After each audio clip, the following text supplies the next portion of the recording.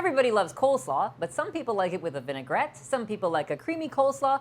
Both versions are really easy to make, and I'm going to show you how.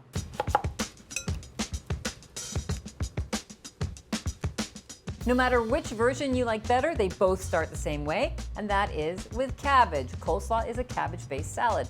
Now, I've started with some red cabbage already in my bowls here. You can use red cabbage and green cabbage, or you can use one or the other. I'm also going to add some carrot for some color.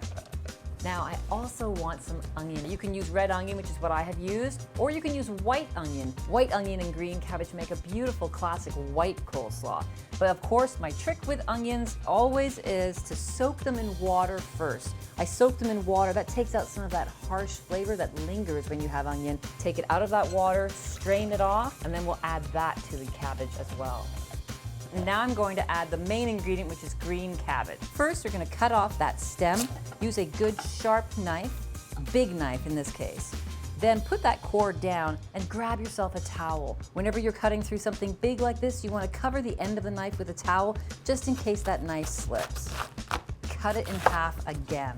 Cut out that core. The core runs just along here with a little triangular cut just like this. And now you can go ahead and shred that cabbage. Remember to keep your fingertips tucked inside as you slice down those nice thin strips. When you get to the end like this, flip the cabbage over, and now it's much, much easier to slice.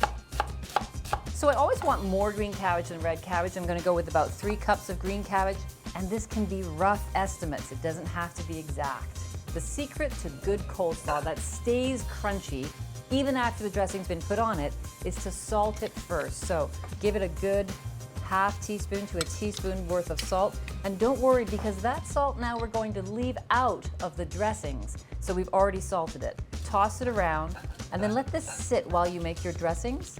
That will allow it to keep its crispiness after you've added your dressing.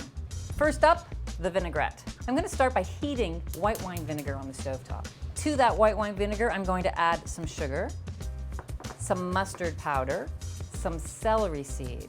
We're going to whisk all this together until the sugar has dissolved. Once that has boiled and you can feel the sugar's dissolved, turn off the heat, and then we're going to go ahead and whisk in some vegetable oil. That's it. That's the dressing. All you have to do now is pour this, while it's still warm, over your cabbage and toss it all together.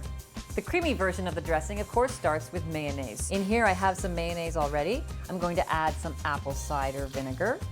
I'm going to add a little bit of sugar. And this time, instead of dry mustard powder, I'm going to use a spicy brown mustard, celery seed, and let's mix that all together.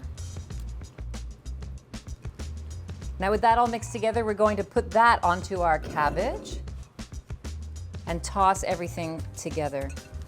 Now, if you want to make your coleslaw a couple days ahead of time, just remember that tip of salting the cabbage first before you put the dressing on. The longer the cabbage sits with the salt, the longer it will hold its crisp after you have dressed it.